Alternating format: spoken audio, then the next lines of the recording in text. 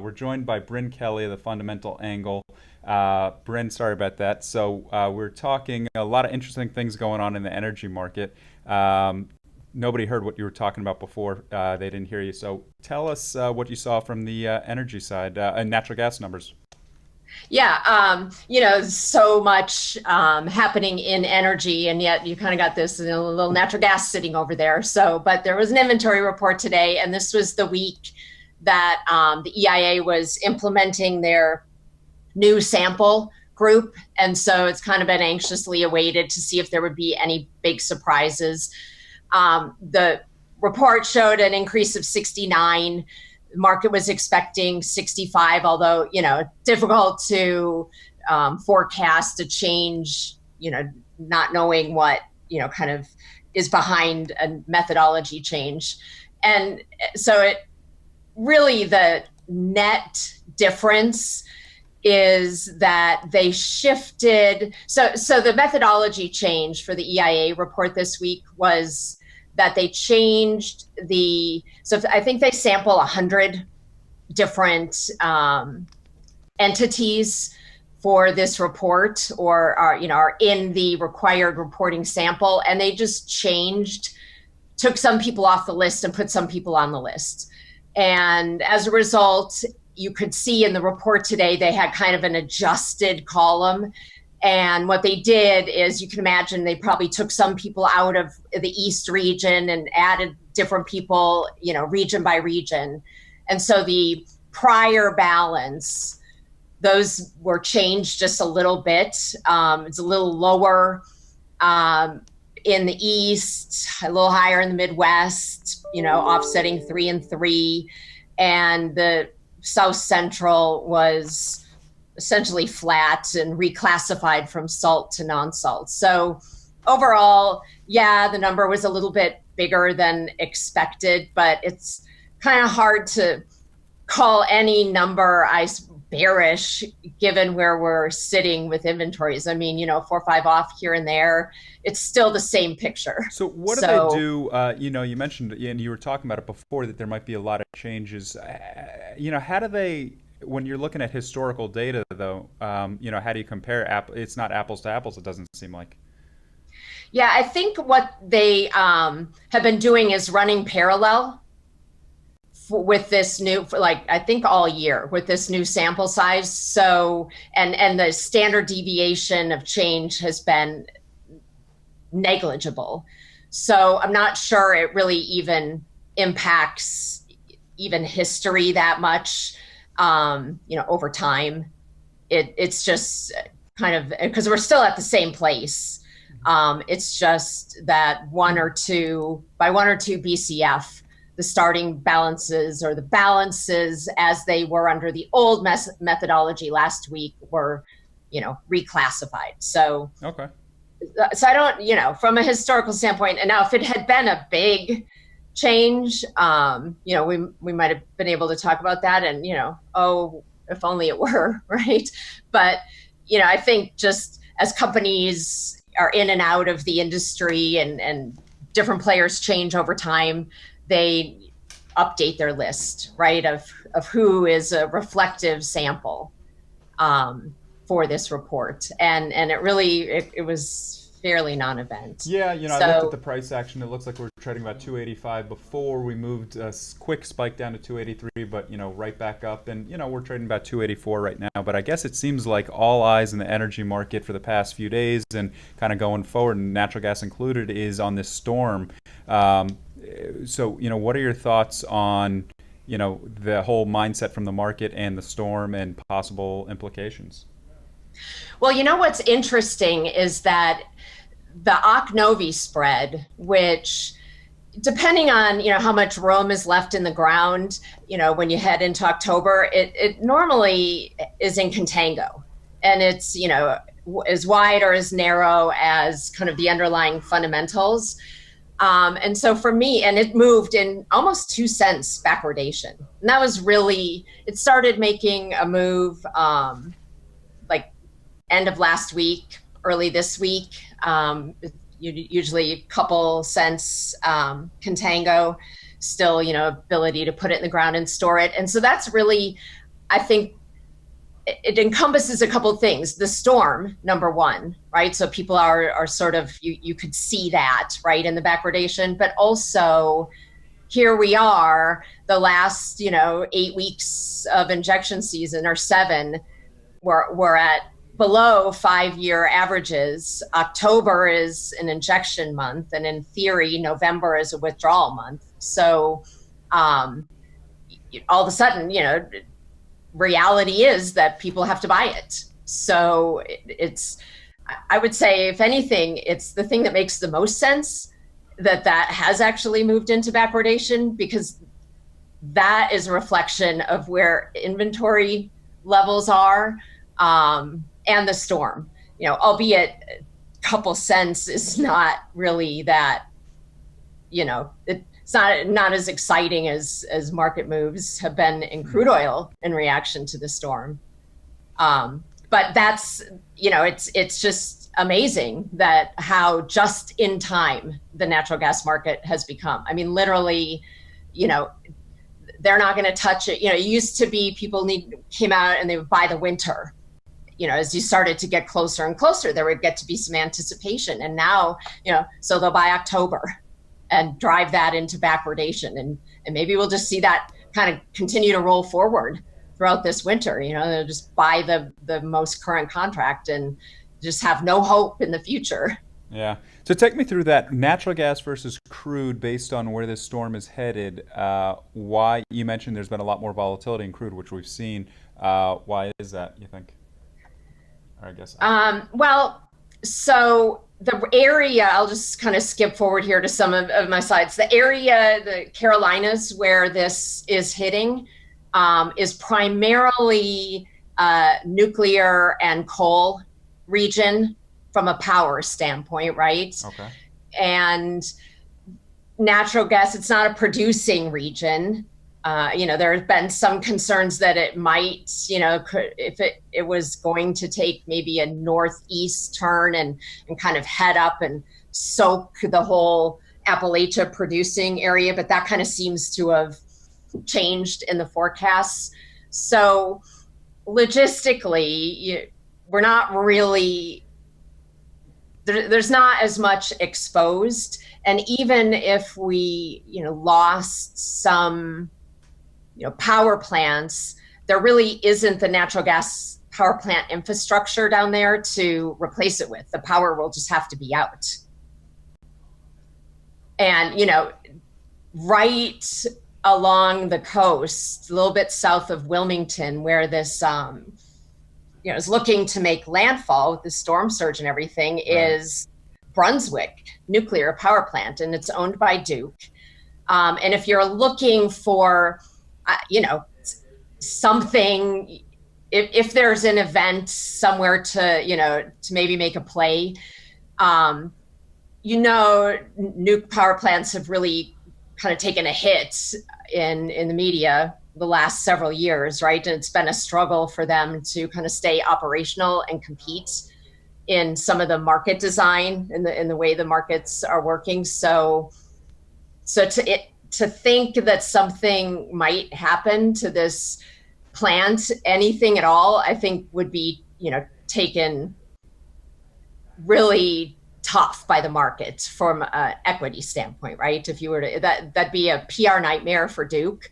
And clearly they haven't even ramped the nuke plant down, or anything like that. So it's not as if that's some big threat, but it's worth talking about. I mean, it has been sort of discussed. It's only 4 miles inland and 20 feet above sea level. They did after Fukushima, because it was built in 1976. So they went in and kind of shored up their whole disaster recovery system and plan, and especially flood walls. That's really the issue with the power plant. It's not so much the wind, it's that if they lose their backup generator power, and that's what happened in Japan, is that they lost backup power, and if you can't cool down the uranium, then it starts to melt, and that's when it becomes really an issue. So on the, everybody is so concerned about, production, crude oil production out in, in the Gulf, or, rerouting ships or shutting things in. I thought I would bring it up because, I'd rather have a platform have it seems like that would be less dangerous than a nuclear meltdown. No, But, what you've done on this call is actually make us nervous about something else. That's good. yeah.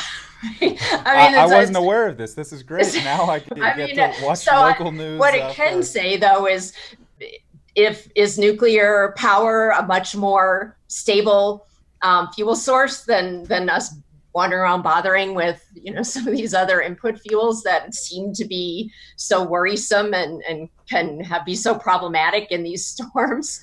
Well, but I remember a few years ago with the Japanese tsunami that it really sounded really bad. Like what you're describing here with these backups and not being able to cool down the uranium and things of that nature. It at one point sounded like it really could be something catastrophic, and so.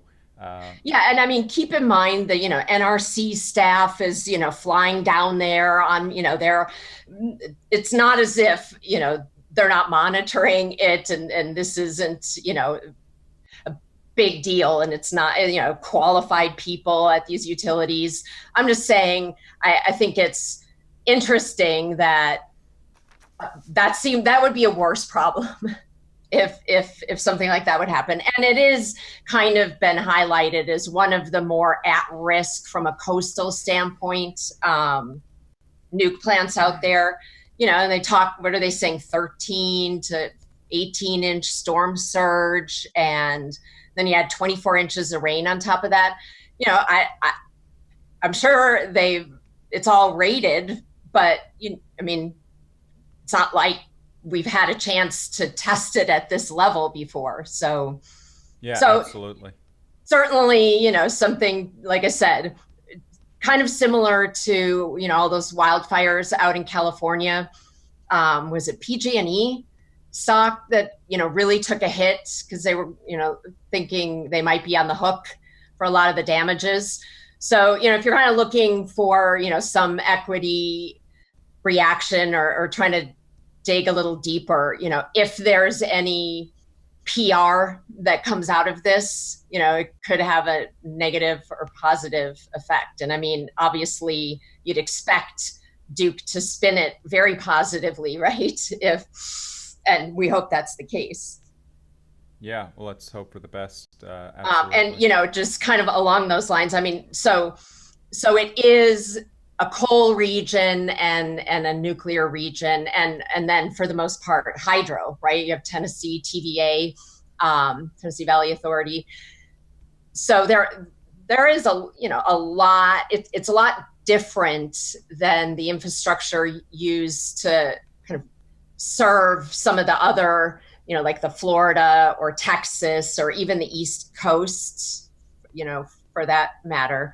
And there are worries about, there are coal ash beds. It's very industrial. I mean, we're not too far here from Virginia, right? I mean, this is coal country. And so just as, they kind of worried, and it was a problem in Houston with all that rain, just kind of moving all the chemicals all around, that is, something that could end up being an issue. Just depends on how, where the water comes in and what it looks like. So, it's just a different, it's not so much that we're looking at, major pipelines from a gas standpoint here or major gas consumption areas. And another thing to note, so from an electricity standpoint, right, because that's what we're going to be hearing about now for the next week, right, is how many people are down, how many people are without power. And the way the electricity market is structured is most of the population centers around the country have organized markets, and they have what are called, independent system operators.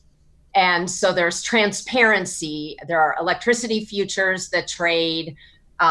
Texas is called ERCOT, and there are ERCOT futures.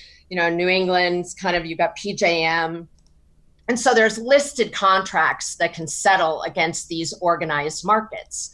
And the Southeast is an area that has not formed a regional transmission operator. And so it's vertically integrated utilities that own all of their customers, they own all of their transmission. So you get less transparency overall into what's going on in that market. And it's if you want to, think about the stocks, you've got Duke Energy and Progress, right? And then you've got all of these little utility companies, Florida Power and Light, South Carolina Public Service Authority, just Southern Company, but, a group of companies and equities that just don't really get a lot of attention for the most part, because they're not really part of a organized market with transparency. And then you add into that, you've got the Tennessee Valley Authority, which is, it's a government organization similar to Bonneville up in the Northwest. And so you see kind of the two areas that have these government entities operating big hydro stations and nuclear power stations on rivers. Those areas have not organized themselves into, kind of a liquid market that might, transparency leads to investment, right? If you can see where the market is, you can kind of, get your arms around a project. Yeah. So putting you on the spot a little bit here, but based on the storm, if we get an outcome that is not as bad as, the market's expecting right now, or if we get an outcome that is worse than the market is expecting right now, are there 2 or 3 or 4 opportunities that are vulnerable based on, either outcome? So, when we walk in Monday, things are better, or if we walk in Monday and things were worse than expected, that, you might be looking at based on these power and coal stories? Well, traditionally, that's an interesting question. So, the market has its way that it interprets hurricanes, and, some years it decides it's bullish for, the market. Some, times they decide it's bearish. And, the natural gas story has been that the loss of power will cause, loss of natural gas demand. And really, I think that might be a little bit generalized by the market right now. Even, like I said, if these nuke plants go down, they go down. If they take them offline, they certainly have mandates. If winds are above X, I think it's 75 miles an hour, they have to ramp them offline. There's not really a replacement for them. I think in the Carolinas, natural gas is, in North Carolina, it's about 24% of the market and total capacity, right? And it's just around 20% in South Carolina. So that can't really take the place of the rest of the market. So nor, will it be that bearish if power is lost, because it's not a significant portion. Now, if we're talking Florida, that's a different story altogether. So if you start to see, some, turn, or if it starts to head towards Florida, I would say then you might actually start to think about a bit of a more bearish demand scenario. But I actually think it could surprise to the upside here, in that there really is no real loss of gas demand from the electric generation point of view. So I could see us coming in next week, and even though we spend all weekend listening to how many people are without power, the reality when people get in and start trading it, right, it's not exactly like there's a loss of customer. Yeah, absolutely. No, they're waiting for everything to come back on. Yeah. So, I mean, I guess long story short, right? I mean, I think that right now the market sort of I would say interprets, is thinking about the loss of demand. And that, might not, it's not that significant in that area from a natural gas standpoint. I mean, obviously electricity, but you can't trade, there isn't an organized market there. So, you'd have to think about ERCOT, or in PJM, and if anything happens to those markets, but it's pretty separate and independent. So I think it will just be that there was not the loss of gas demand as expected, and that the real driver behind this backwardation in the Ocnovi is fundamental. And if I can just jump into that for a second, there are a couple of interesting fundamental things going on right now related to natural gas. So ethane futures have really moved up significantly this year. And, for a long time, and why is that important? So as you hear about, all of these NGL producers and the wet gas, that you can either reject ethane into the methane stream, which is natural gas, or you can recover the ethane and sell it to like ethylene producers. And for such a long time, it's been rejected into the natural gas stream because we haven't had the infrastructure to really move the ethane by itself around, nor have we had the end customer for, so it's just been as much as can be rejected into the natural gas stream, it has been, which just increases the volumes of production.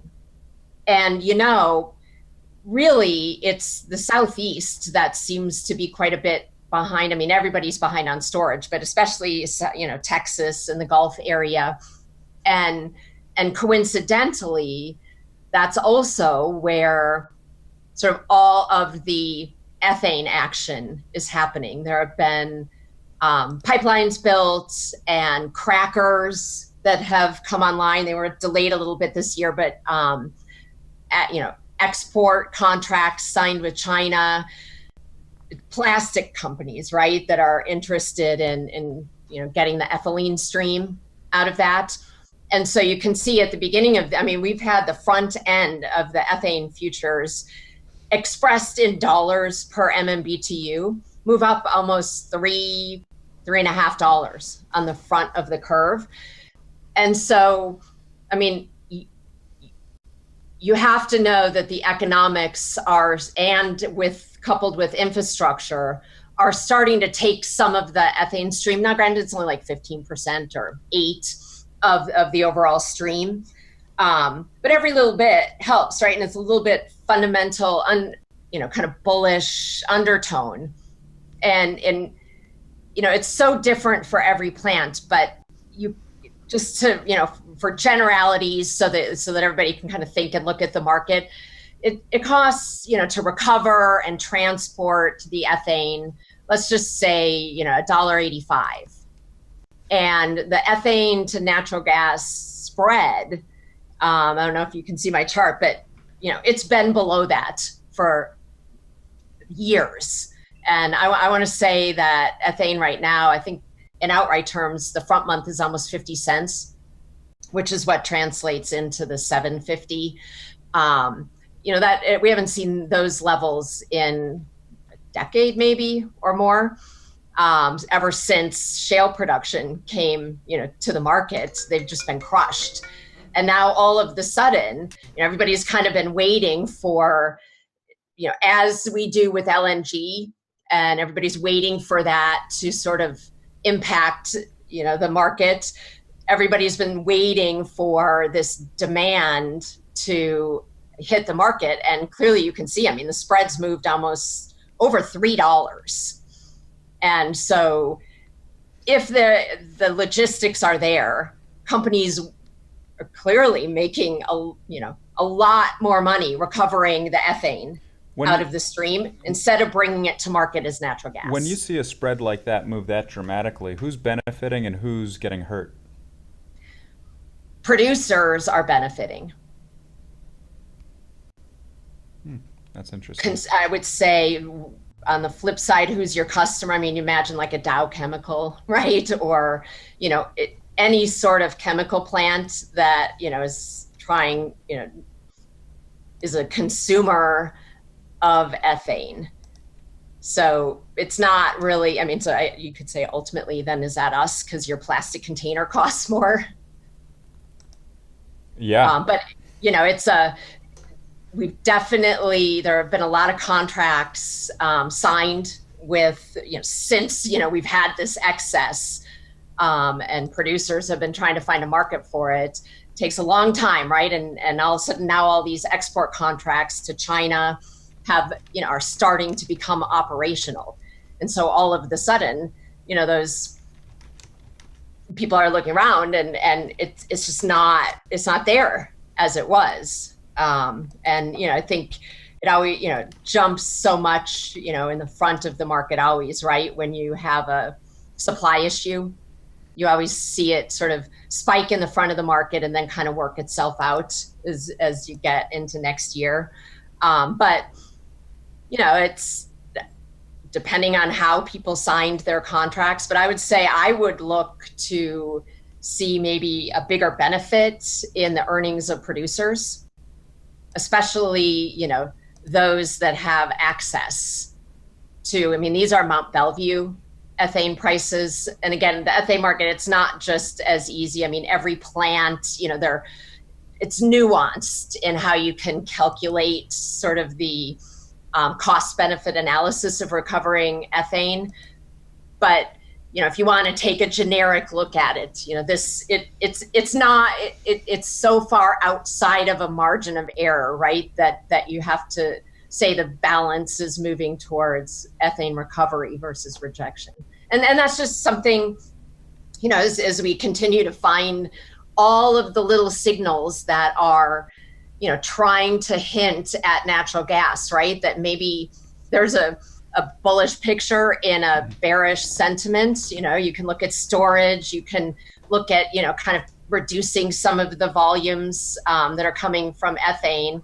And then we have our LNG futures. And I have a chart here. It's sort of a similar story. We've seen LNG move up, almost $4 since the beginning of the year. I mean, if you're looking at winter LNG futures, you're at, $13.50 for Jan and Feb.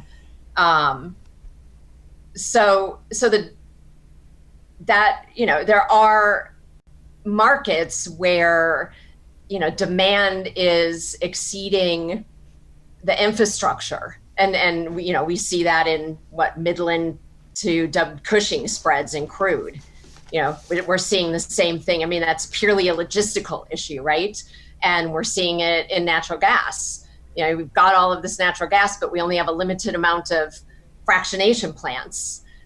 We had all of this ethane, and that was so depressed. But eventually, the price signals, bring in investment, and it works itself out. So you have to imagine it's a matter of time, right, before the last straw, the last market here, natural gas, is able to, maybe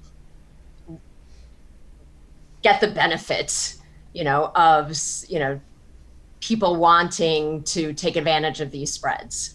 What's the liquidity like in LNG versus, let's say, natural gas? So, not NYMEX natural gas or ICE natural gas clearly would outstrip Asian LNG futures. I mean, the contract size is big. The Asian contract actually does trade. Trades every day, has spreads and transactions, has open interest going out for a couple years. The U.S. Gulf Coast natural gas or LNG contract has not traded at all since I think it was listed on ICE last May. So there's no liquidity via exchange on that, but there is liquidity, in the Asian LNG futures, and especially looking at some of the spreads. It's a very similar thing. UK natural gas, they're very dependent. The UK is on imports of LNG, and their gas futures curve has moved up equally as much as we've seen in the LNG futures. And there's a lot of liquidity in those contracts. So to have put on some of those spreads, I think some of these spreads are getting to a point now where, it's not a day trade, right? But these are some longer term structural positions that, especially if crude can't seem to break above 70 here, that's been putting upward pressure on LNG. And so it might be another way to kind of play out some of your opinions in the crude oil markets, would be, NG to LNG, because it certainly is far exceeding the cost to liquefy and transport. I think in those long-term Asian LNG contracts, they charge a tolling fee of $2.50, anywhere between 2 and 3, which you could call their plant cost. That sounds high. And then, pardon me? That sounds high. I mean, if you're the one who invested in the LNG terminals, right? Yeah. I mean, it's like pipeline tariffs, right? At some level they become fixed costs, but initially when they're trying to get them built, right, you have to sign long-term contracts. Absolutely. And you got to get a payment stream, right? And instead of agreeing to a fixed price, what they agree to is a tolling fee, which is the cost to liquefy the gas. And then they pay NYMEX times 115%, because you lose about 15% in, the fractionation and getting it on the ship. And you got to use it to power the ship, as you're heading overseas. So, and then they got to regasify it on the other side. But we're certainly, $10 spread in the winter. So covering that, and that wasn't the case last year. The LNG to natural gas spreads were negative from a cost recovery standpoint last year, and it was like, it's kind of, thank God these guys had long-term contracts, right? And now all of a sudden it's like, I hope they have spare capacity that's not sold or committed on long-term contracts, because they can make a killing. And I think that's why you've seen Cheniere or LNG do so well relative to last year, is that all of a sudden that option premium on the balance that's left is so much more valuable. We've got more players coming into the market, and they're all signing long-term contracts as well. For the most part, the buyers have not been able to turn around and sell it back onto the market. It's just part of the contract restrictions. That's changing with some of the new contracts. So that will also bring some sellers in. As it stands right now, if you have a long-term contract to export LNG out of the US, you have to consume it. You can't turn around and sell it back out onto the market. And so that's kind of anybody that's a spot buyer of LNG in the market, they're the ones feeling it, and you can directly see that in UK natural gas future prices, and also in the Northeast natural gas futures. They're pricing Algonquin up in Boston. I think we've talked about this before, but $12+ So, I guess ultimately who pays the price on that? It's power consumers. Yeah. And people who heat their homes. So looks like we just got a question in. Can you see the screen, or do you need me to read it to you? Can you read it? I have my presentation sure. thing up. It's from Opportunity Knox, who I think is an energy trader up in New York. He said, Brynne, looking at AP12, we see a tremendous move up in coal per metric ton in Europe. Conjecture has been that the increase in coal prices per metric ton has been due to the increase in BCF for ING. Coal in the U.S. is priced about 42 per ST. Crossover from LNG to coal is about 45 per ST equals 350 per BCF of LNG. Is the break even for Cheniere to ship LNG to Europe approximately $6 per BCF? And what does this mean for demand of for LNG on a worldwide basis? Wow, there's a lot to uncover there. Let's see. Well, first of all, it's very astute, I would say,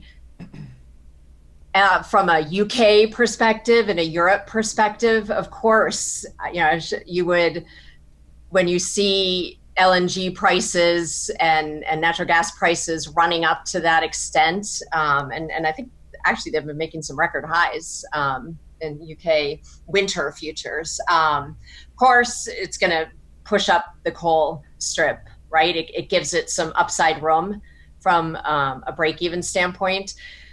And, same thing in the US. However, it's, there just hasn't been enough competition for it. And you're always limited by the amount of capacity you have. All right, that being said, I would say Cheniere, anything above transport costs would be considered upside for them. If you want to look at their outright costs, the contract structure is a good way to look at it, but they own the plant. And I would say refiners, they generally, at this point, right, if you build a refinery and you start processing crude oil, you just look at the crack spread, and that's, where you're at. For the most part, your asset is a sunk cost at this point. So, from an economic standpoint, it's the difference between, the cost to get it over there and the LNG market. So I think it's less than $6. It's $2.80, plus I think it's about $1.50 to $2 in shipping costs to get to Asia. Europe is under $1 in shipping costs for an LNG tanker. So the margins are good. It's just there isn't a lot of spare capacity. I'm not sure from the coal standpoint, since we shut down so many coal plants around the US, we've just been exporting all of it, right? So I suppose eventually that could push up some of the the price of coal in maybe the Appalachia region. But right now they've just certainly been in the US the marginal cheaper input fuel. I think it's $2 or $2.50 equivalent of natural gas, and that's why natural gas struggles to rally, because then they get pulled out of the stack and they're not as competitive in the dispatch stack. So what, they all have, one of them has to make a move to let the rest of them move. And as you're pointing out, that you're seeing coal prices start to make a bit of a move, right? We're seeing ethane prices. We've got LNG prices. A lot of the ceiling is being raised. And so that will give, natural gas some breathing room to the upside. And again, I just continue, I look at it again today, the options, the skew just gets wider, on the put call side. And for the most part, I like buying puts out in the market and then just buying, length against those. Although this morning, in the last couple days, for a lottery ticket, you can look at the October $3 calls. I think they're half a cent, maybe. Yeah, around half a cent. I think they got up to a penny yesterday. If you want to put something like that in your pocket, and even November, I think you can get a $3 call for under 4 cents. It's just, we need to make such a move, in order for anything to happen in those, and it gets a little boring, which is why I like kind of taking the put side, because they just crush the ball over and over again, and then I have something to trade around. It's a little more interesting, but November volatility, I think for natural gas is 22 or 23% implied vol. which is low for this time of year. Normally the winter volatility really starts to blow out, and we're just not seeing that happen. So I think, just to be able to, kind of take a look at how all the signs continue to add up that the other influencers have taken off, other, commodities that would influence this market. And so, maybe we eventually get to see that spike, and it happens quick in natural gas. I would imagine it wouldn't be just a simple grind higher. I'm guessing it would catch people off guard. Yeah, that would be interesting. Opportunity Knox follows up with this. Asia apparently is pricing LNG at 11 to 12 per BCF. Question here is, does LNG help solve the backwardation problem for producers? Help solve the backwardation. I'm trying to think. Well, so I have the futures settlements for LNG as of last night. And yeah, October is around 11.50, but by the time you get to January and February, we're at 13.50, right? And then you drop off just like, the NYMEX natural gas curve does. I think if you want to compare the two curves, and I talked about this before, the spread between Feb and March in LNG versus the spread again, between Feb and March in NYMEX, you might look, towards that for actually a little bit wider backwardation to show up in that spread. But I'm not quite sure. I don't know how LNG would help the backwardation. I mean, I would just say I hope it just overall influence consumption. But we need more plants in order for that to happen. We only have X amount of plants out there. So we need incremental new plants to come online, as they, are expected to next year. Yeah, that'll be interesting to keep an eye on. So, as we wrap up a little bit, is there any sort of thoughts in terms of back to the weather, back to the trade impact? It seems like the market's been volatile the past few days based on this storm that's coming in. Is there any sort of signals or stocks or commodities you're looking at for possible opportunities in the very short term? Well, I know this, from the crude oil side, it gets talked to death on the storm, but I'd have to believe that given, the level of damage that we are anticipating, it makes me a little bit bullish gasoline. And I know inventories are high, and, people are a little, that initially everybody's going to fill up their tank, and then their tanks will be full, and, then the market sort of comes off after that. But you imagine the amount of construction and just driving and logistics to get trucks of things there. I mean, it makes me more bullish gasoline than I have been in a while. Interesting. Yeah. Well, that's it's been trading pretty well right now in RBOB trading about 195 and 198 and a half. So definitely keep. Yeah, I mean, it just seems. I mean, look, doesn't $2 sound really cheap for gas? I mean, we're spoiled. We're definitely especially spoiled. when you were showing us some of those other charts with different prices. Yeah, it definitely seems like our energy prices are pretty. I mean, it was $70 crude oil, right? It's like, we just don't even talk about it. I mean, I remember in 2008 or 9, we're up at $5, at the pump. I mean, and 3, 4, we just kept going. And I lived in Chicago at the time. So it was I mean, talk about the highest price market in the country.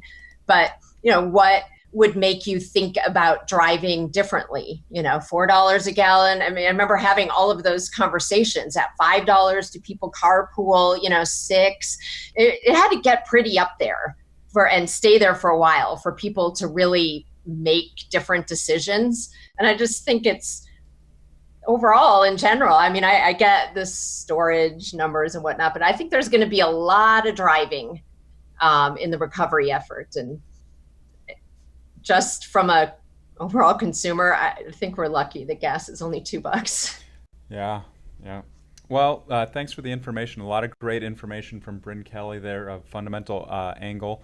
We'll definitely keep a close eye on the storm and let us know as you see, different spreads. I think that's going to be a big area as well with this storm is, some of the spreads, the way they move based on the outcome. And, hopefully it's not as bad as everybody fears. And absolutely, hopefully that first chart you were showing us with nuclear option, hopefully that doesn't. Yeah, right. Well, just throw something in the mix, right? So that was you get interesting. tired of Something talking about something new to keep an eye on the news is how bad will that get? Hopefully it's Well, yeah, you're a lower. lot closer to that. So, I was looking at that. I was thinking about that, but I think that we'd be okay from that standpoint. But that would obviously be pretty bad for probably 25% of the entire country. So that would be. yeah, but mostly just look for the PR around it because Yeah, absolutely. it will be a just given how controversial nuclear has been over the last few years and even with the Trump administration.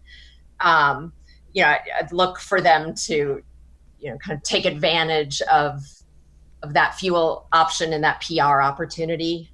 And so it just, even just Duke stock by itself, it's been kind of just flatlined for a while, last several months, but. Okay. All right. Okay. Thank you very much, Brynne Kelly. A lot of great information. We'll talk to you soon.